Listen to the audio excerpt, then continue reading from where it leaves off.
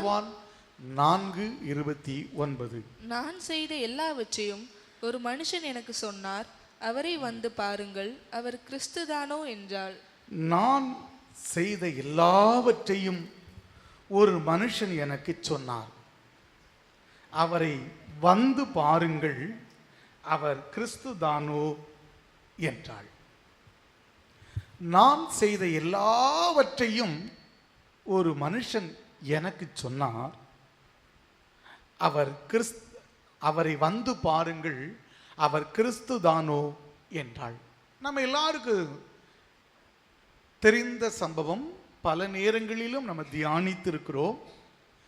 சமாரியா நாட்டை சார்ந்த அந்த பெண்மணி, அவள் வழக்கம் போல் தண்ணீர் மொண்டெடுப்பதற்கு அவள் கிணற்றுக்கு வருகிறாள். அந்த கிணற்றிலே இயேசுநாதரோடு ஒரு சம்பாஷணை நடைபெறுகிறது. பொதுவாக யூதர்கள் சமாரியர்கள் ரெண்டு பேருக்கும் ஒத்து போகாது. சமாரியர்கள் தாழ்ந்தவர்களாகவும் யூதர்கள் சமுதாயத்தில் உயர்ந்தவர்களாகவும் அந்த காலகட்டத்தில் கருதப்பட்டார்கள். சமாரியர்கள் யூதர்கள் மற்றும் இன்னும் சில புறஜாதியானோடு கூட கலப்பினத்தில் உருவானவர்கள் என்கிற ஒரு எண்ணம் அவர்களுக்கு இருந்தது. ஆனாலும் சமாரியர்கள் யெகோவா தேவனைத்தான் அவர்கள் வழிபட்டு வந்தார்கள்.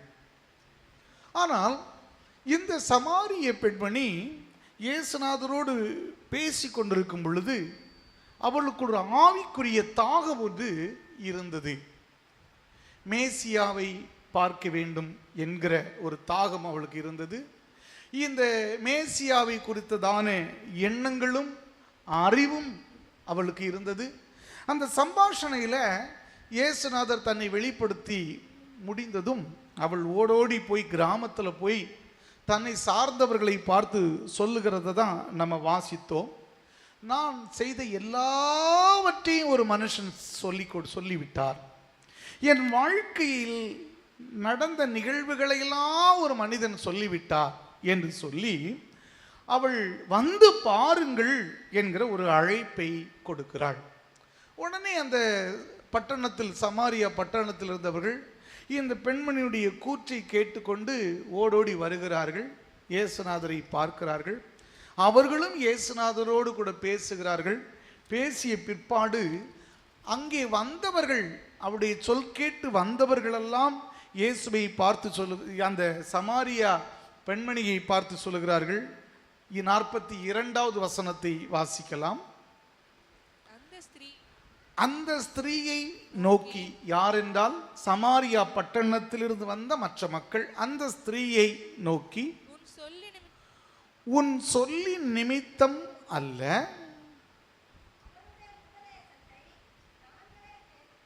அவருடைய உபதேசத்தை நாங்களே கேட்டு அவர் மெய்யாய் கிறிஸ்துவாகிய உலக ரட்சகர் என்று அறிந்து அவர் மெய்யாய் கிறிஸ்துவாகிய உலக ரட்சகர் என்று அறிந்து விசுவாசிக்கிறோம் என்றார்கள்.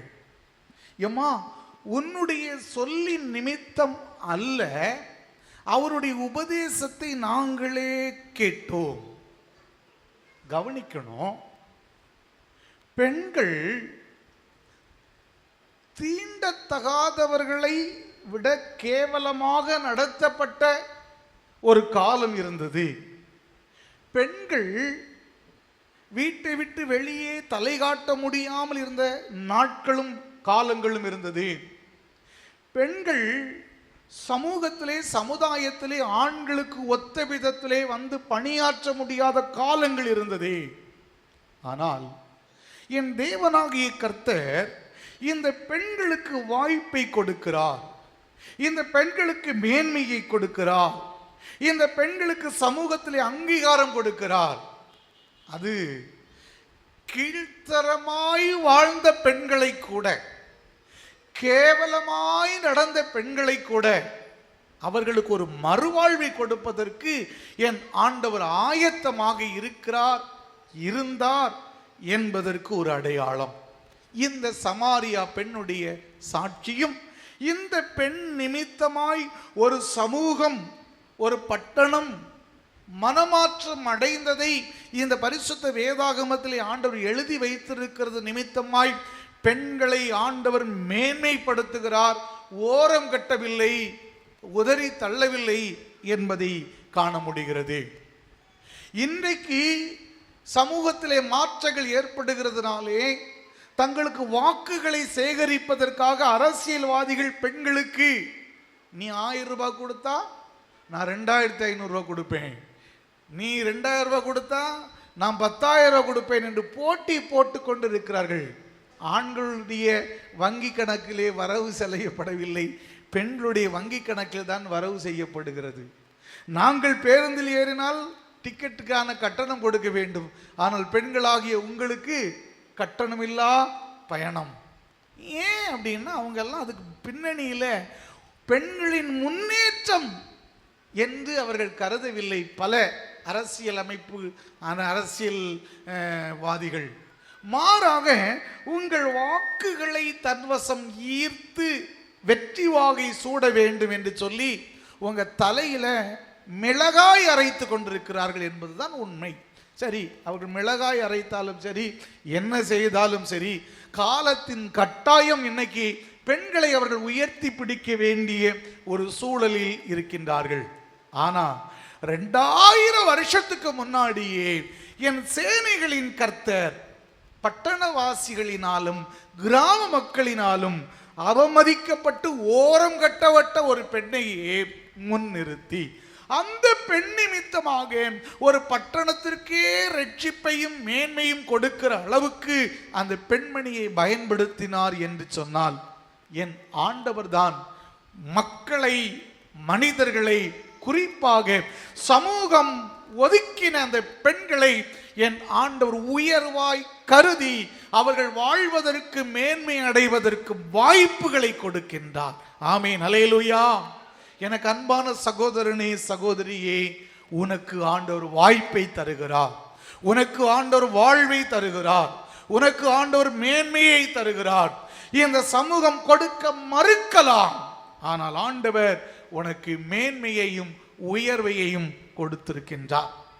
சரி, ஆண்டவர் இப்படிப்பட்ட ஒரு மேன்மை எனக்கு தந்திருக்கிறாரே, ஆண்டவர் என்னை மேன்மைப்படுத்த விரும்புகிறாரே, ஆண்டவர் என்னை கொண்டு ஒரு பட்டணத்தையே அசைப்பதற்கு அவர் பயன்படுத்துவதற்கு ஆவலோடு கூட இருக்கிறாரே, என் வாழ்க்கை கேவலமான வாழ்க்கையாய் தொடர்ந்தால் போதுமா என்றால் இல்லை, இல்லை.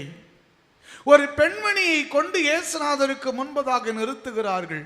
கையுங்களவுமாய் அவள் தவறு செய்ததனால பிடிக்கப்பட்டாள் என்றே அவருக்கு முன்பதாக சொல்லுகிறார்கள்.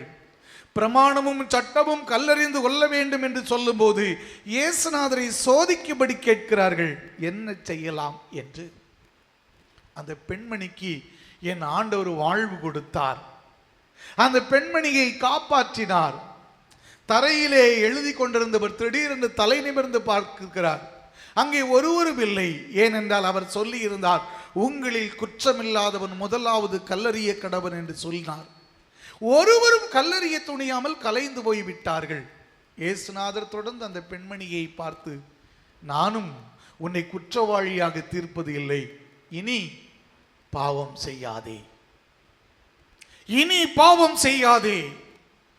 இந்த அற்புதமான நாளிலும் ஆண்டவருடைய சன்னிதானத்திலே வந்திருக்கின்ற என் அன்பு சகோதரனே, சகோதரியே, கர்த்தர் உன்னை உயர்த்த வேண்டுமானால், உன்னை கொண்டு பெரிய காரியத்தை செய்ய வேண்டுமானால் முதலாவது சொல்லுகிறது இதுதான், இனி பாவம் செய்யாதே. என் ஆண்டவர் மன்னிக்கிறதிலே வள்ளல். உன்னை எல்லாரும் கல்லறிந்து கொள்ள வேண்டும் என்று சொல்லி நிற்கின்றார்கள், ஆனால் ஆண்டவர் உனக்கு சகாயம் செய்துகிறார். ஆண்டவர் உன் வாழ்வுக்கு உனக்கு ஒரு மீட்பை கொடுக்கிறார். இனி நீ பாவம் செய்யாதே. சரி, ஆண்டவர் எனக்கு ஒரு உயர்ந்த உன்னதமான வேலையை வைத்திருக்கிறார். சமூகத்தினாலே ஒதுக்கப்பட்ட, ஓரங்கட்டப்பட்ட என்னை கொண்டு ஒரு பெரிய சமூகத்தையே, பட்டணத்தையே, கிராமத்தையே ரட்சிப்புக்கு நேராக வழி நடத்துவதற்கு என்னை பயன்படுத்துவார். ஆம், பயன்படுத்தி இருக்கிறார் சமாரிய பெண்ணை. ஆனால் என்னை பார்த்தவர் பாவம் செய்யாதே என்று முதலாவது சொல்லுகிறார். தொடர்ந்து அவர் என்ன சொல்லுகிறார் என்பதைத்தான் நம்ம வேத வாசிப்பாக வாசித்தோம். நீதிமொழிகளின் புஸ்தகம் 31வது அதிகாரம் 10 முதல் நம்ம வாசித்தோம். அதனுடைய கடைசி வசனம் வரையிலும் எப்படி வாழ வேண்டும். இனி பாவம் செய்யக்கூடாது என்பது என்னவோ உண்மைதான். பாவம் செய்யாத நான் எப்படி வாழ வேண்டும்? பாவம் செய்யாத நான் என் ஆண்டவரால் பயன்படுத்தப்பட வேண்டும் அல்லவா? நான் எப்படி வாழ வேண்டும் என்பதற்கு என் ஆண்டவர் இங்கே அழகான சில வழிமுறைகளை 10வது வசனம் முதல் 31வது வசனம் வரையிலும் ஒரு பிள்ளைகளினாலும் புருஷனாலும் புகழப்பட்ட ஒரு குணசாலியான ஸ்திரீ எப்படி வாழ்ந்தாள் என்று இங்கே சாலமோன் ஞானி மூலம் அங்கே எழுதப்பட்டிருக்கிறதையே இதை நமக்கு முன்பதாக கொண்டு நிறுத்துகின்றார்.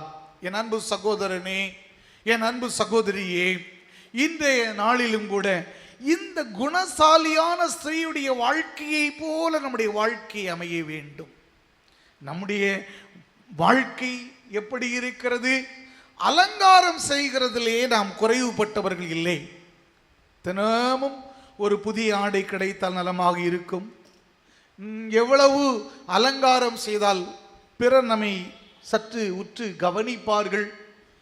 இந்த ஆடைக்கு இந்த அணிகலன்கள் இந்த விதமாக உடுத்துவித்தால் பிறர் நம்மை உற்று கவனித்து பாராட்டுவார்களா என்றெல்லாம் நம்முடைய அலங்காரத்தின் மீது நாம் அக்கறை கொள்ளுகின்றோம்.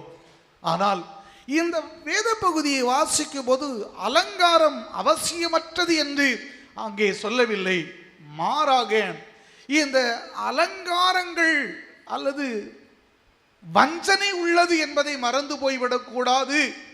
இந்த அலங்காரங்கள் நம்மை அலங்கோலமாய் மாற்றிவிடும் என்பதை மறந்துவிடக்கூடாது என்கிற எச்சரிப்பை இந்த வேத பகுதி கொடுக்கிறதை நாம் மறந்துவிடக்கூடாது. பேதுருவின் நிருபத்தை வாசிப்போமானால் எப்படிப்பட்ட அலங்காரங்கள் அவசியம், எப்படிப்பட்ட அலங்காரங்கள் அவசியம் இல்லை என்றும் 1 பேதுருவின் 3வது அதிகாரத்திலே பேதுரு குறிப்பிட்டிருக்கிறதை நீங்களும் நானும் காண முடியும். எனவே தேவன் இந்த பெண்களாகிய உங்களை, மகளிராகிய உங்களை பயன்படுத்த வேண்டுமானால் பாவம் செய்யாதிருக்க வேண்டும் என்றும், இந்த நீதிமொழிகள் 31வது அதிகாரத்தில் சொல்லப்பட்ட அந்த வாழ்க்கை முறைகளை பின்பற்ற வேண்டும் என்றும் இங்கே ஆண்டவர் நமக்கு வலியுறுத்துகின்றார். அப்படிப்பட்ட ஒரு வாழ்க்கை வாழும்போது ஒரு தலைமுறை சென்று அடுத்த தலைமுறை வரும்போது நம்முடைய பெயர் யாரோ ஒருவரால் உச்சரிக்கப்படும். கவனிக்கணும், வாழ்ந்து கொண்டிருக்கிற இந்த காலகட்டத்தில் நம்முடைய பெயர்கள் பலரால உச்சரிக்கப்படுவது இல்லை, மறக்கப்பட்டிருக்கிறோம். ஏனென்றால் நம்முடைய வாழ்க்கை முறையாக இருக்கலாம், நம்முடைய வாழ்வை மக்கள் கணிக்கிற விதமாக இருக்கலாம். பொருளாதாரத்திலே உயர்ந்திருப்போமானால் சிலர் நம்மை சுற்றி சுற்றி வருவார்கள். பொருளாதாரத்திலே உயர்வாய் இருக்கிறதுனாலே நம்மை பாராட்டுவார்கள், நம்மை மேன்மைப்படுத்துவார்கள். ஆனால் நம்முடைய வாழ்க்கை நிறைவடைந்த பிற்பாடு நம்மை பற்றி பேசிக் கொள்வதற்கு ஒருவரும் இருக்க மாட்டார்கள். ஆனால் என் பரிசுத்த வேதாகமும் சுட்டி காண்பிக்கிற ஒரு குணசாலியான ஒரு ஸ்திரீயை போல நீங்களும் நானும் வாழ்வோமானால் நம்முடைய வாழ்க்கை நிறைவடைந்த பிற்பாடும் கூட 2வது 3வது தலைமுறையினர் கூட நம்மை குறித்து பேசிக் கொள்வார்கள். நம்முடைய வாழ்க்கையை அலசி பார்ப்பார்கள். நம்முடைய வாழ்க்கையின் நல் ஒழுக்கத்தை அவர்கள் சிந்தித்து பார்ப்பார்கள். அப்படி சிந்தித்த ஒரு மனிதன் 2 நபர்களை சிந்தித்திருக்கிறான். வாசிக்க கவனிப்போம். 2 தீமோத்தேயின் புஸ்தகம் 1வது அதிகாரத்தின் 15வது வசனத்தை ஒருத்தர் வாசிக்கலாம். ஆசியா நாட்டில் இருக்க யாவரும் அவர்களில் பிகெல்லு எர்மோகேனே 2 தீமோத்தேயு 1:5 அந்த விசுவாசம் உந்தி உன் பாட்டியாகிய லோவிசாலுக்குள்ளும் உன் தாயாகிய ஐனிகையாளுக்குள்ளும் நிலைத்திருந்தது. அந்த விசுவாசம் முந்தி உன் பாட்டியாகிய லோவிசாலுக்குள்ளும் உன் தாயாகிய ஐனிகையாளுக்குள்ளும் நிலைத்திருந்தது. அது உனக்குள்ளும் அது உனக்குள்ளும் நிலைத்திருக்கிறது என்று நிச்சயித்திருக்கிறேன். நிலைத்திருக்கிறது என்று நிச்சயித்திருக்கிறேன். ஒரு இளைஞன், வாலிபன் தீமோத்தேயுவுக்கு புத்தி சொல்லி அவனை நேர்வழி பாதையிலே வழி நடத்துகிற ஆசானை போல பவுல் திகழுகிறான். ஆனால் இந்த பவுலுக்கு இந்த கிறிஸ்தவ உலகத்தில் இருந்த அந்த மூதாதையர்கள், கிறிஸ்துவை பின்பற்றின முதியவர்களுடைய வாழ்க்கை முறைகளை எல்லாம் அவன் ஞாபகத்தில் வைத்திருந்தான். இந்த தீமோத்தேயுவிடம் புத்தி சொல்லும் போது சொல்லுகிறான், தீமோத்தேயுவே, உன் பாட்டி உன்னுடைய தாயார் விசுவாசத்தில் வல்லவர்களாய் இருந்தவர்கள், விசுவாசத்தில் ஊற்ற கட்டப்பட்டவர்கள் என்று. தம்பி, தங்கச்சி, அருமையான தாயே, அருமையான சகோதரியே, நீ இன்று இருக்கிறது போல் நாளை இருப்பதில்லை. உன் குடும்பம் பெரிதாய் மாறும். நீ உன் பிள்ளைகளின் பிள்ளைகளையும் பிள்ளைகளின் பிள்ளைகளுக்கு அவர்களுடைய பிள்ளைகளையும் காண்கின்ற பாக்கியம் உனக்கு உண்டாகலாம், உண்டாகாமல் போகலாம். ஆனால் இன்று நீ விசுவாச வாழ்க்கை வாழ்வாயானால் உன் பேர பிள்ளைகளை பார்த்து யாரோ ஒருவர் சொல்லுவார்கள், எப்பா, நீ இன்று இப்படி வாழ்வதற்கு காரணம் என்ன தெரியுமா? உன் பாட்டியின் ஜெபம், உன் அம்மாவின் ஜெபம் எங்களுக்கு தெரியும் என்று சொல்லுவார்கள். குணசாலியாய் வாழ்கிற ஒரு பெண்மணியுடைய பெயர் நிலை பெற்று இருக்கும். பிள்ளைகள் பாக்கியவதி என்று சொல்லுவார்கள், புருஷன் பாக்கியவதி என்று சொல்லுவான், ஊர்ஜனம் கூட பாக்கியவதி என்று சொல்லி மெச்சிக்கொள்வார்கள். ஏன் என்றால் அந்த ஸ்திரீகளுடைய வாழ்க்கை முறை.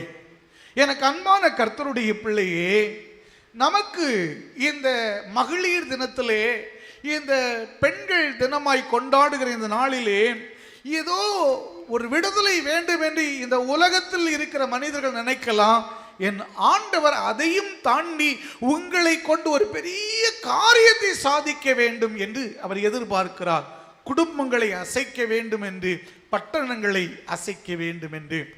குடும்பங்களை, பட்டணங்களை அசைக்கிற ஒரு குணசாலியான ஸ்திரீயாய் நீங்கள் மாறுவீர்களானால் என்ன என்ன சம்பவிக்கும் என்று சொன்னால், ஒரு வசனத்தை நான் உங்களுக்காக வாசிக்க கவனிக்கலாம். 1 சாமுவேலின் புஸ்தகம், அதனுடைய 1வது அதிகாரம் 10வது வசனத்தை ஒருவர் வாசிக்கலாம். 1 சாமுவேல் 1:10. அவள் போய், அன்னாள் போய் மனம் கசந்து மிகவும் அழுது கர்த்தரை நோக்கி விண்ணப்பம் பண்ணினாள். எனக்கு அன்பான கர்த்தருடைய பிள்ளையே, குழந்தை இல்லாத ஒரு பெண்மணி என்ன செய்றார்? மனம் கசந்து மிகவும் அழுது ஆண்டவரை நோக்கி விண்ணப்பம் பண்ணினாள். நடந்த நிகழ்வு நமக்கு தெரியும். கர்த்தர் குழந்தை பாக்கியத்தை கொடுத்தார். அந்த குழந்தை தேசத்தில் பெயர் பெற்ற ஒரு குழந்தையாயிருந்தது.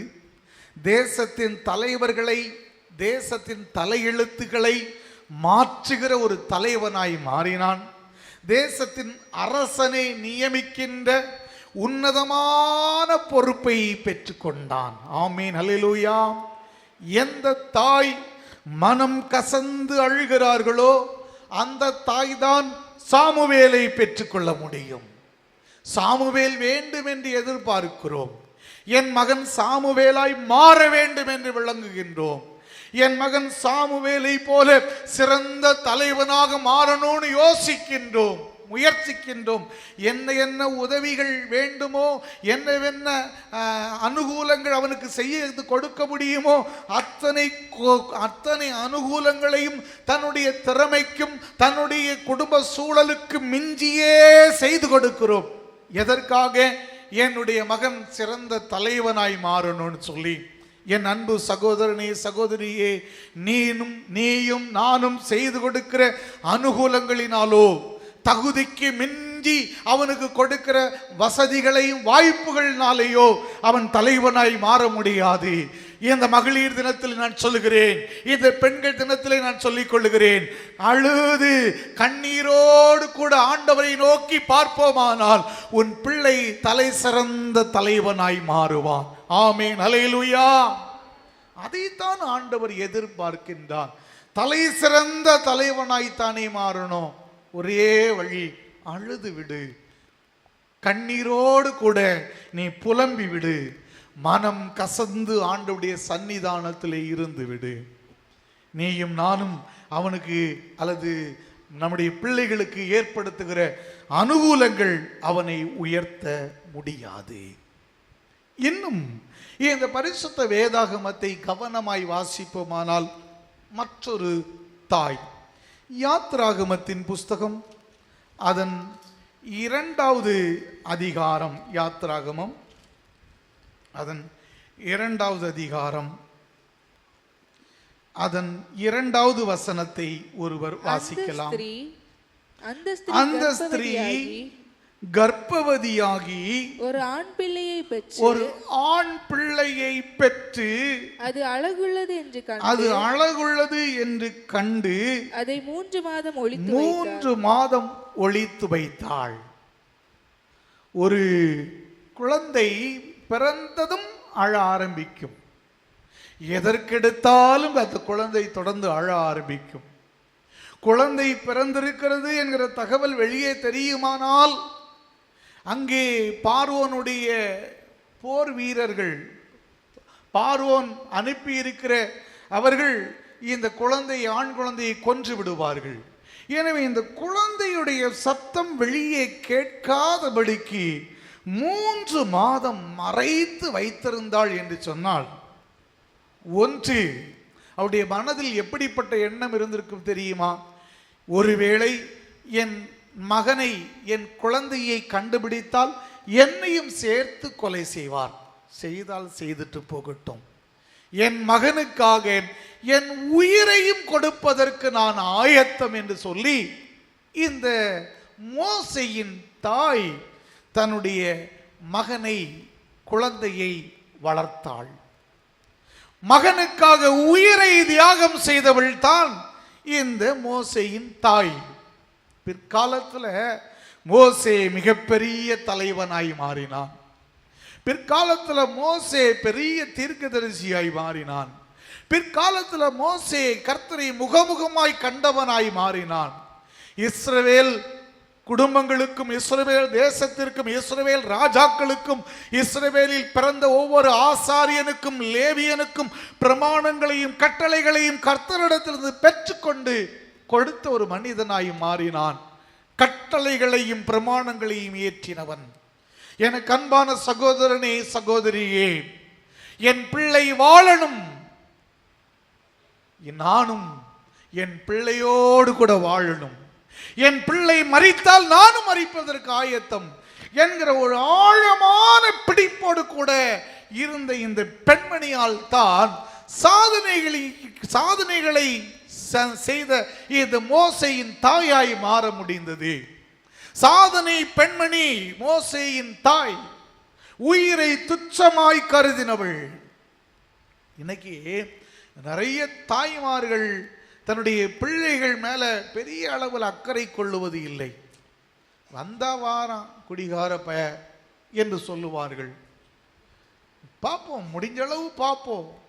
இல்லம்மா, குட்டியை பறிகொடுத்த ஒரு கரடி எப்படி இருக்குமோ இதே போல சகோதரி, உன் பிள்ளைகளுடைய எதிர்காலத்தை கருத்தில் கொண்டு உன் பிள்ளைக்காக நீ நிற்பாயானால், உன் பிள்ளைக்காக நீ போராடுவாயானால், கர்த்தருடைய நாமத்தில் நான் சொல்லுகின்றேன், இந்த மோசேயின் தாயை போல தேவன் உன்னை மேன்மைப்படுத்துவார். ஆமீன், ஹல்லேலூயா.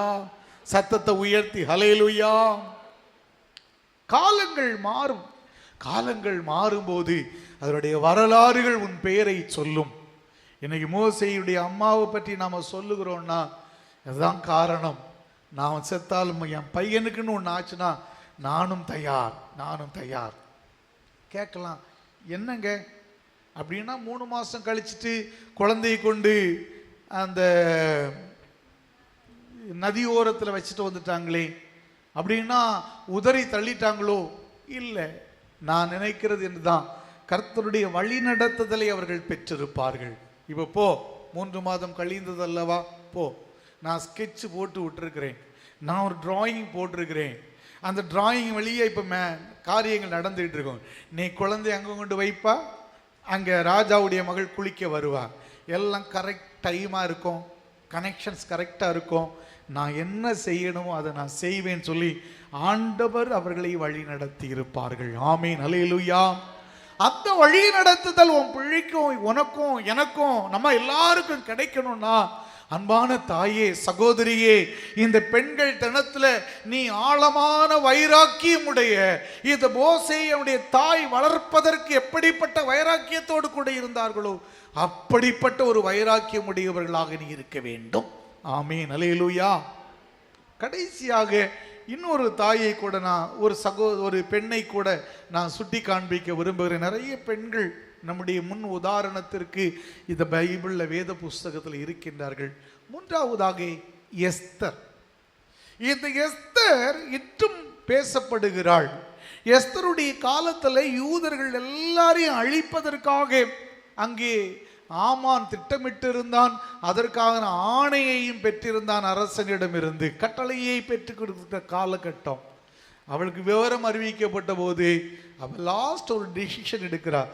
செத்தாலும் சாவேன், நான் ராஜாவிடம் போவேன், ராஜா என்னை அழைக்கவில்லை, ஆனாலும் கூட நான் ராஜாவை சந்திப்பேன், என் குலத்திற்காய் என் இனத்திற்காய் நான் பரிந்து பேசுவேன் என்று நின்றாள்.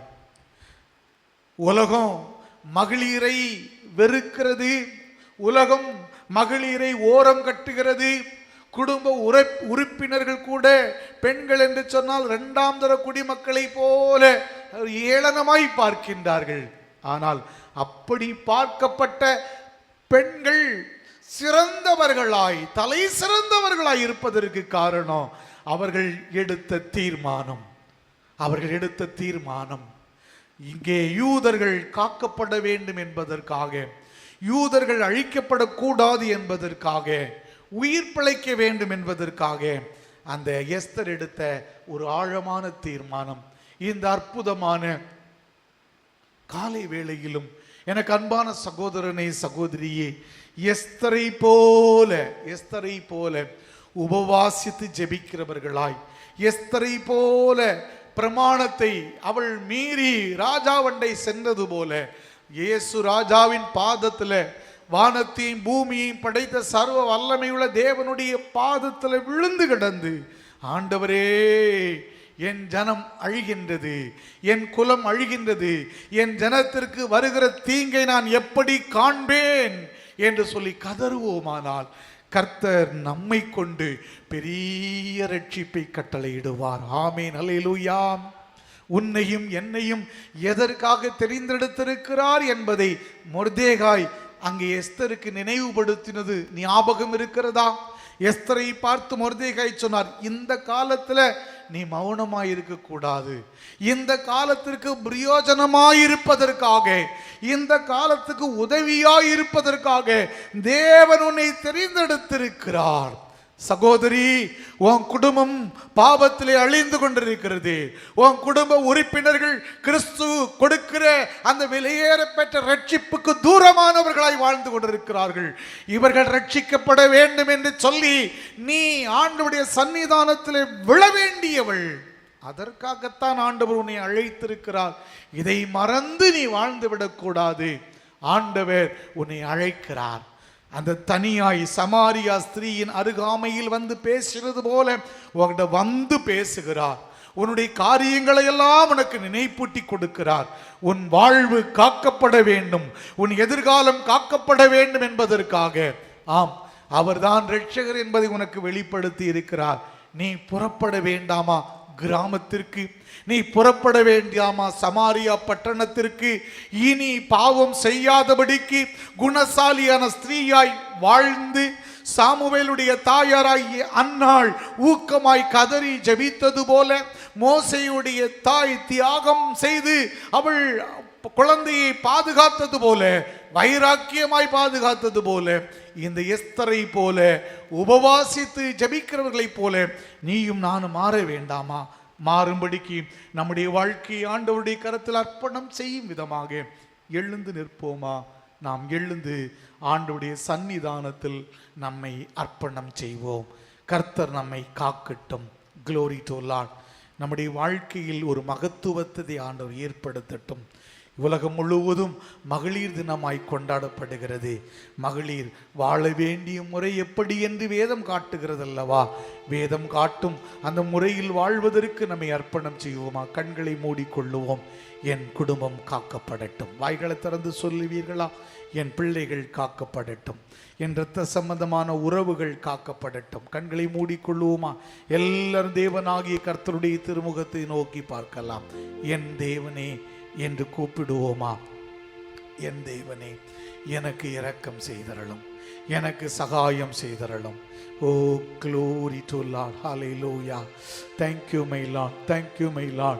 கருணை நிறைந்த ஆண்டவர், காருண்யம் நிறைந்த ஆண்டவர், மகத்துவம் நிறைந்த ஆண்டவர். Glory to Lord. அதிகாலை நேரம் தட்டி தட்டி எழுப்பி புது கிருபை தந்தீரையா. அதிகாலை நேரம் தட்டி தட்டி எழுப்பி புது கிருபை தந்தீரையா. ஆனந்த மழையில் நனைந்து நனைந்து தினம் நன்றி சொல்ல வைத்தீரையா. ஆனந்த மழையில் நனைந்து நனைந்து தினம் நன்றி சொல்ல வைத்தீரையா. நன்றி ராஜா, இயேசு ராஜா. நன்றி ராஜா, இயேசு ராஜா. நன்றி ராஜா, இயேசு ராஜா. நன்றி ராஜா, இயேசு ராஜா. ராஜா நீ செய்த நன்மைகள் அவை எண்ணி முடியாதையா. ராஜா நீ செய்த நன்மைகள் அவை எண்ணி முடியாதையா. நான் ஏறெடுப்பேன் நன்றி பலி என் ஜீவனாலெல்லாம். நான் ஏறெடுப்பேன் நன்றி பலி என் ஜீவனாலெல்லாம். கர்த்தருடைய பிள்ளையே, ஒரு நல்ல மகளிராய், நல்ல ஒரு பெண்ணாய், நல்ல ஒரு தாயாய் நான் வாழணும் ஆண்டவரே. வலது கரத்தை உயர்த்தி எல்லாரும் சொல்லுவோமா? குணசாலியான ஸ்திரீயாய் நான் வாழணும் அப்பா. இனி பாவம் செய்யாதபடி நான் வாழணும் அப்பா. சாமுவேலின் தாயை போல ஊக்கமாய் ஜெபிக்கிறவளாய் நான் மாறணும் ஆண்டவரே. மோசேயின் தாயை போல வைராக்கியத்தோடு கூட பிள்ளைக்காய் பிள்ளைக்காய் பிள்ளைக்காய் வாழணும்ப்பா ஆண்டவரே. எஸ்தரை போல தேசத்திற்காய் உயிரை கொடுக்கிற அளவுக்கு அர்ப்பணத்தோடு கூட வாழணும் ஆண்டவரே. ஏமேன். அப்படிப்பட்ட ஒரு ஜபத்தை ஏறெடுக்கின்ற உங்களை என்னையும் கர்த்தர் நிறைவாய் ஆசீர்வதிப்பாராக. சேனைகளின் கர்த்தாவே, எங்கள் சகோதரிகளை நினைத்தருளும், எங்கள் பிள்ளைகளை நினைத்தருளும், எங்கள் சகோதரர்களை நினைத்தருளும் கர்த்தாவே, நினைத்தருளும். நீர் பெரியவர், நீர் எங்கள் உள்ளந்திரியங்களை ஆராய்ந்து அறிகிறவர். எங்களை குறித்து திட்டம் வைத்திருக்கிறீர், எங்களை குறித்து ஒரு நோக்கம் வைத்திருக்கிறீர். கிராமங்களையும் பட்டணங்களையும் அசைப்பதற்காக அந்த பணியை செய்வதற்கு எங்களை ஆயத்தப்படுத்தும் ஆண்டவரே. தொடர்ந்து நடத்தும் உடைய வார்த்தையின்படி வாழ்கின்ற கிருபைகளை தாரும். இயேசுவின் நாமத்தில் வேண்டுகின்றோம் எங்கள் நல்ல பிதாவே, ஆமீன். என் ஆத்துமாவே கர்த்தரை ஸ்தோத்திரி, என் முழு உள்ளமே அவருடைய பரிசுத்த நாமத்தை ஸ்தோத்திரி. என் ஆத்துமாவே கர்த்தரை ஸ்தோத்திரி, அவர் செய்த சகல உபகாரங்களையும் மறவாதே. ஆசீர்வாதம் நம்முடைய கர்த்தராகிய இயேசு கிறிஸ்துவின் கிருபையும் பிதாவாகிய தேவனுடைய அன்பும் பரிசுத்த ஆவியானுடைய ஐக்கியமும் சிநேகமும் காவலும் நம் அனைவரோடும் என்றும் என்றும் இனி வரும் சதா காலங்களிலும் தங்கி இருப்பதாக. ஆமென்.